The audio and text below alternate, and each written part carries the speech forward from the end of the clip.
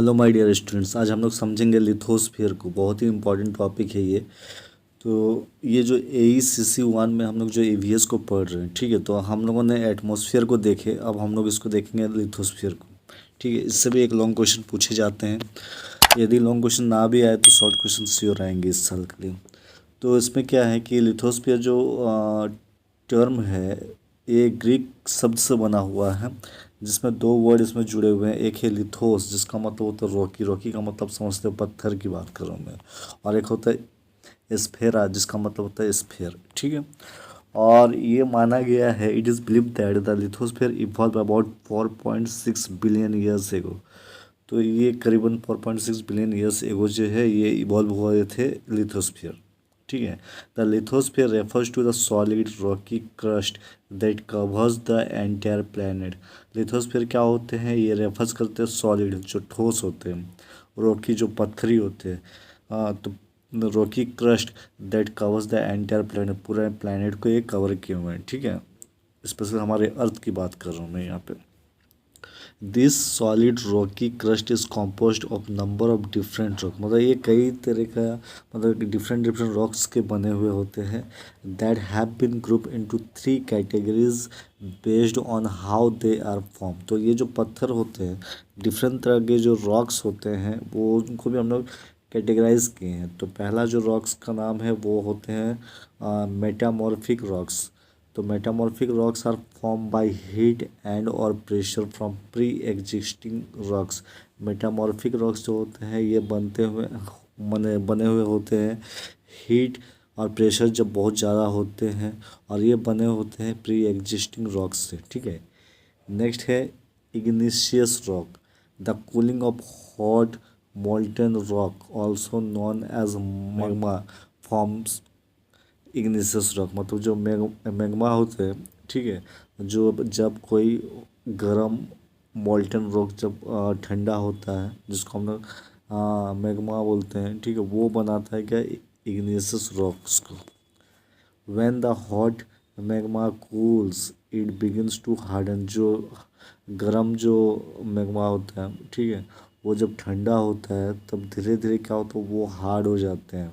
Meaning once it has fully cooled, it creates what is known to be an igneous rock। मतलब ये जब ठंडा होने लगते हैं, तब ये क्या होता है, आगे जाके वो क्रिएट करते हैं इग्निशियस रॉक को। नेक्स्ट रॉक का नाम होता है sedimentary rocks. Sedimentary rocks are form from pre existing rocks. Sedimentary rocks जो होते हैं, प्री एग्जिस्टिंग रॉक्स से बने हुए होते हैं। When rocks erode and mix with other dirt, clay, and particles, then settle together, the mix together to form a sedimentary rock। मतलब जब पत्थर क्या होता है, इरोड होता है, माना खरोच आती है, ठीक है, और ये मिक्स हो जाते हैं किसी डर्ट से या क्ले से, मिट्टी से, कोई पार्टिकल से, ठीक है। तो धीरे धीरे वो सेटल होने के बाद एक सेडिमेंट्री रॉक्स बना देते हैं, ठीक है। इस तरह से 3 तरह के रॉक्स पाए जाते हैं। एक होता है मेटामॉर्फिक, दूसरा होता है इग्निशियस, तीसरा जो होता है सेडिमेंट्री। हो सके इसमें डिफरेंस पूछ दे, ठीक है। ये जो लिथोस्फीयर है, ये इंक्लूड्स करते हैं various number of different landforms, सच है, जिसमें माउंटेन्स देखने को मिलते हैं, वैलीज होते हैं, रॉक्स होते हैं, मिनरल्स होते हैं, सॉइल होते हैं। Lithosphere is constantly changing due two forces and pressure. तो लिथोस्फीयर क्या होता है, समय के साथ क्या होता है, ठीक परिवर्तन भी होते हैं। ये कॉन्स्टेंटली परिवर्तन होते हैं। क्यों होता है, क्योंकि कई सारे फोर्सेस, कई सारे प्रेशर जो होते हैं, वो उसमें होते हैं। और एक चीज़ है इस पे, जैसे कि गर्मी बहुत ज़्यादा होती है, कई हवा तूफान, फिर बर्फ़, पानी, कुछ केमिकल चेंजेस के वजह से क्या हो, लिथोस्फीयर में भी चेंजेस देखने को मिलते हैं। आप समझते हैं एक्चुअली लिथोस्फीयर होता क्या है। हम एक्चुअली लिथोस्फीयर किसको बोल रहे हैं, lithosphere is the outer most layer of the earth. तो इसको हम लोग outer most layer of the earth बोलते हैं, जो कि जिसमें क्या होगा, क्रस्ट और upper most part of mental होंगे। मतलब इस डायग्राम से समझिए अब। ये है हमारा हम लोग बोलते हैं इस पार्ट की बात कर रहे हैं। आपको पता है कि अगर हम अर्थ का पार्ट को देखते हैं, उसमें क्रस्ट होते हैं, ठीक है ना, क्रस्ट होते हैं, कोर होते हैं, ठीक है ना अपने, और मेंटल भी होते हैं। तो क्रस्ट जो है सबसे पहला भाग जो होगा, मेंटल जो होता है उसके नीचे, फिर ठीक है, उसके बाद जो होंगे वो आपका कोर आ जाते हैं। तो यहाँ पे क्या होता है कि मेंटल की अगर मैं बात करूँ तो मेंटल भी जो दो तरह से है, एक होते हैं अपर मेंटल और दूसरा होता है लोअर मेंटल, ठीक है। तो यहाँ पे ये लिथोस्फीयर किसको बोल रहे हैं, लिथोस ये वाली पार्ट जो है एक पूरा क्रस्ट वाला पार्ट, ठीक है। तो ये क्रस्ट वाला पार्ट है, और उसके नीचे जो है वो आपका मेंटल वाला पार्ट है। ये वाली पार्ट जो है मेंटल वाला पार्ट है। तो मेंटल वाला पार्ट मतलब यहाँ पे जो अपर मेंटल एक होती है और एक लोअर मेंटल होता है। तो अपर मेंटल जो होंगे उसी को पकड़ना से, ठीक है। तो मतलब इसमें दो, तो इसका मतलब एक क्रस्ट होंगे और एक अपर मेंटल होंगे, तो ये दोनों को मिलाने से मेरा बन जाता है क्या, लिथोस्फीयर, ठीक है। और अब आ जाते हैं यहाँ पे, it is characterized by the its rigidity and is divided into several large and small tectonic plates। मतलब इसमें क्या होते हैं, जो होते हैं इनकी अगर विशेषता की बातें करूँ, ये रिजिड होते हैं और एक कई सारे छोटे छोटे बड़े बड़े टेक्टोनिक प्लेट्स इसमें पाए जाते हैं, ठीक है, डिवाइड किए गए हैं। तो अब हम समझते हैं, यहाँ पे हमने कहा क्रस्ट की बात की, हमने अपर मेंटल की बात की, ये दोनों मिलकर हमारा लिथोस्फीयर होता है। तो अगर इस तरह से समझे तो ये लिथोस्फीयर जो होंगे ये क्या होगा, ऐसी बात का is equal to crust plus upper mantle, ठीक है, अपर मेंटल। तो ये याद रखिएगा।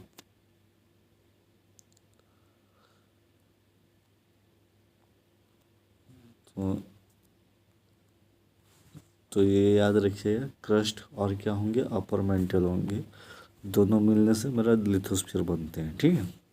अब यहाँ पे आते हैं, क्रस्ट जो है, ठीक है, वो सॉलिड होते हैं, ठीक है। और क्रस्ट जो होते हैं दो तरह का होते हैं, एक होता है कॉन्टिनेंटल क्रस्ट और एक होता है ओशियनिक क्रस्ट। कॉन्टिनेंटल क्रस्ट जो होता है वो एक्चुअली ग्रेनाइटिक रॉक्स के बने होते हैं, और ये थिकर होते हैं, अबाउट 30 to 70 सेंटीमीटर, और इसके जो डेंस जो होते हैं कम डेंस होते हैं।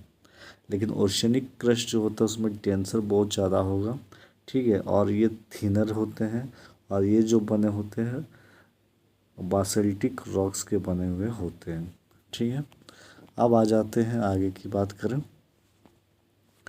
अपर मेंटल की अगर मैं बातें करूं, अपर मेंटल जो होता है क्रस्ट के जस्ट नीचे की ओर रहते हैं, और ये अबाउट कितना 410 किलोमीटर तक होता है।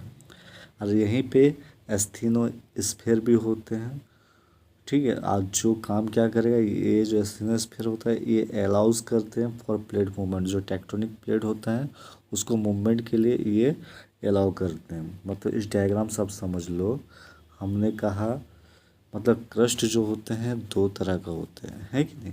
एक होता है कॉन्टिनेंटल क्रस्ट, मतलब ये वाले जो क्रस्ट आपको देखने को मिले दिस पार्ट, मतलब जहाँ पे क्या होगा, माउंटेन का फॉर्मेशन वगैरह होंगे, ठीक है ना। और एक होता है ओशियनिक क्रस्ट, मतलब ये जो आपको स्काई कलर के दिख रहे हैं, जो मतलब यहाँ पे क्या होगा, ये आपको ओशियन देखने को मिल रहा है, ठीक है। तो दो तरह का क्रस्ट क्रस्ट हुआ, ठीक है ना। और क्रस्ट के बाद जो पार्ट आ जाएंगे वो होता है मेंटल। तो मेंटल भी दो तरह का होता है, एक होता है अपर मेंटल। तो अपर मेंटल जो होंगे, ठीक है, मतलब क्रस्ट के नीचे वाला हिस्सा जो होगा वो तो आपका हो जाएगा अपर मेंटल। मतलब आप देख लो यहाँ पे डायग्राम से, एक है अपर मेंटल और एक है लोअर मेंटल। तो यहाँ पे हम अपर मेंटल की बात करेंगे, क्रस्ट के नीचे वाला पार्ट, ठीक है, ये वाला पार्ट। तो इसी में क्या होता है, एस्टेनोस्फीयर भी होते हैं, ठीक है। यहाँ पे क्या होंगे, आपको एस्थेनोस्फीयर देखने को मिलते हैं इसी अपर मेंटल में, जहाँ पे क्या होता है टेक्टोनिक प्लेट्स जो होता है वो मूव कर पाएंगे यहाँ पे, ठीक है। उसके बाद जो है मतलब ये वाली एक्चुअली मेंटल जो है आपका यहाँ से यहाँ तक, ये पूरा जो है मेंटल कहला रहा है। आप डायग्राम से देख पा रहे हो, ठीक है। यहाँ से लेके पूरा यहाँ तक जो है ये आपका मेंटल वाला पार्ट है, देख लो, ठीक है। और उसके बाद जो है उसके नीचे आप देखोगे तो आपको क्या देखने को मिलेंगे, कोर देखने को मिलते हैं। अगर आप, ठीक है, कोर भी दो तरह का होता है, एक होता है, तो हम लोग कोर के विषय में नहीं पढ़ेंगे। अगर देख भी लो यहाँ डायग्राम से, आउटर कोर जो होता है वो लिक्विड होता है, इनर कोर जो होता है वो सॉलिड होता है। तो आउटर कोर और इनर कोर होते हैं, ठीक है। तो ये कोर वाली जो पार्ट है ये यहाँ से यहाँ तक हुई, दिस पार्ट, ठीक है।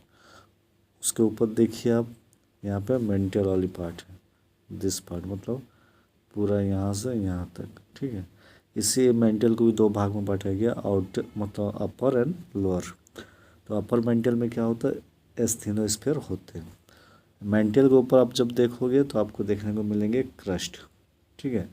क्रस्ट जो होगा उसमें आपको क्या देखने को मिलेंगे कि क्रस्ट दो तरह का होता है, कंटिनेंटल और एक होता है ओशियनिक क्रस्ट। तो ओशियनिक क्रस्ट ये जो आपको दिख रहा है ये वाला पार्ट हुआ, और कंटिनेंटल क्रस्ट में क्या होता है कि ये वाला पार्ट जहाँ पे क्या होता है माउंटेन फॉर्मेशन वगैरह होता है, ठीक है।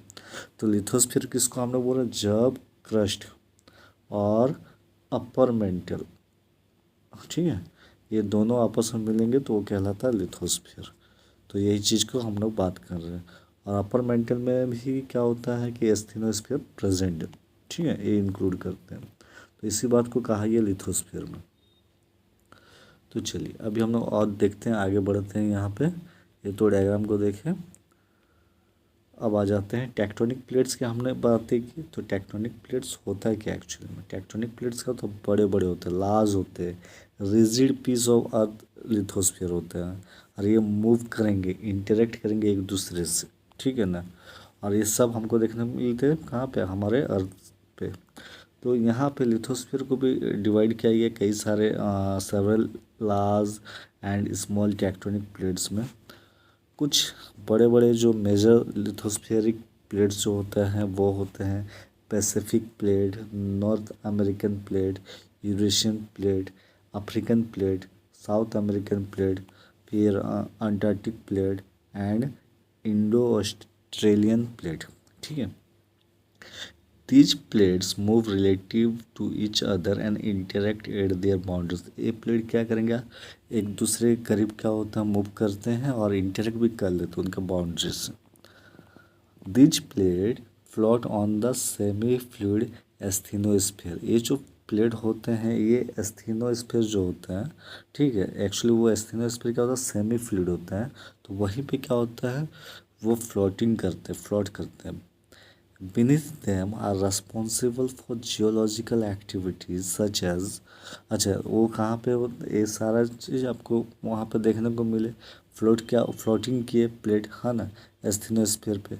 अब क्या होता है कि आगे जा मान लेते हैं कि ये प्लेट आपस में टकराएंगे किसी वजह से, तो आगे जाकर अर्थक्वेक हो पाएगा, वॉल्केनिक इरप्शन होता है, ठीक है, माउंटेन का माउंटेन बिल्डिंग होगा, मतलब माउंटेन बनते हैं। तो ये सब टेक्टोनिक प्लेट की वजह से होता है। अब टाइप्स ऑफ प्लेट बाउंड्रीज की बात करते हैं। तो ये प्लेट बाउंड्रीज तीन तरह का होता है, एक होता है डाइवर्जेंट, एक होता है कन्वर्जेंट और एक होता है ट्रांसफॉर्म। डाइवर्जेंट क्या होता है, जब plates move away from each other, जब ये जो टेक्टोनिक प्लेट्स एक दूसरे से दूर जाते हैं, दूर भागते हैं, तो वो आपका डाइवर्जेंट बाउंड्री में आ जाते हैं, ठीक है, जिसकी वजह से एक नया क्रस्ट का फॉर्मेशन होता है। एग्जांपल दिया हुआ मिड एटलांटिक रेंज। कन्वर्जेंट क्या होता है, plates moves toward each other, मतलब जब प्लेट्स एक दूसरे के करीब आते हैं, जिसके वजह से क्या होता है माउंटेन बिल्डिंग वॉल्केनिक एक्टिविटी जो होता है बंद पाता है। ट्रांसफॉर्म बाउंड्रीज क्या होता है, plates slide past each other horizontally, मतलब जब टेक्टोनिक प्लेट एक दूसरे के करीब से गुजर जाएंगे, ठीक है, तो उस केस में क्या होगा कि आगे अर्थक्वेक भी हो पाएगा।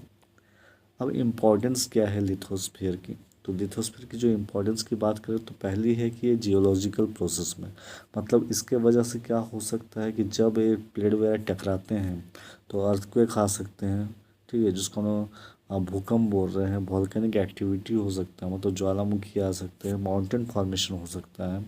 जब मतलब क्या होता है, बड़े बड़े पहाड़ चट्टान बन पाएंगे, कब होगा? थ्रू टेक्टोनिक प्लेट इंटरेक्शन, जब टेक्टोनिक प्लेट आपस में टकराते हैं, ठीक है। इसके अलावा क्या हो सकता है लिथोस्फीयर की इम्पोर्टेंस? रिसोर्स डिस्ट्रीब्यूशन, मतलब ये क्या होता है?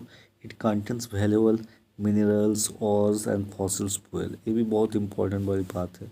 नेक्स्ट है soil formation, contributes to soil development, मतलब लिथोस्फीयर में क्या है कि इसमें सॉयल का डेवलपमेंट हो सकता है। It provides essential nutrient for agriculture, agriculture के लिए एसेंशियल न्यूट्रिएंट्स प्रोवाइड कर सकता है। नेक्स्ट जो होंगे सपोर्ट फॉर लाइफ, ये लिथोस्फीयर है बोल के क्या होता है? Shapes land forms and habitats, मतलब है हैबिटेट को तैयार कर रहे हैं। इन्फ्लुएंसिंग इकोसिस्टम, ठीक है, एंड ह्यूमन इंफ्रास्ट्रक्चर, ह्यूमन का इंफ्रास्ट्रक्चर भी वहीं बन पा रहा है, कि इकोसिस्टम डेवलप हो पा रहा है इस लिथोस्फीयर में। तो इसका मतलब वहाँ पे क्या होगा? सपोर्ट हो रहा है लाइफ का, लाइफ वहाँ पे सपोर्ट कर सके, जितने भी लिविंग ऑर्गेनिज्म है वो सर्वाइव कर पा रहे हैं वहाँ पे। तो इसलिए लिथोस्फीयर इंपॉर्टेंट है, ठीक है। तो एक कंप्लीट लॉन्ग क्वेश्चन है, तो आप लिथोस्फीयर को इसको स्टडी कर लो, ठीक है।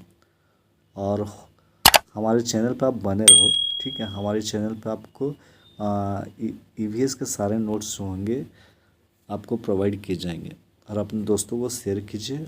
अगर आपको अच्छी लग रही मेरी वीडियो तो प्लीज़ लाइक कमेंट कीजिए। अगर आपको कुछ भी डाउट होगी तो आप हमें ईमेल करें और हमें संपर्क करें, ठीक है। मैं आपको अपनी WhatsApp number, contact number email में प्रोवाइड कर दूँगा। आज के लिए इतना ही, थैंक यू।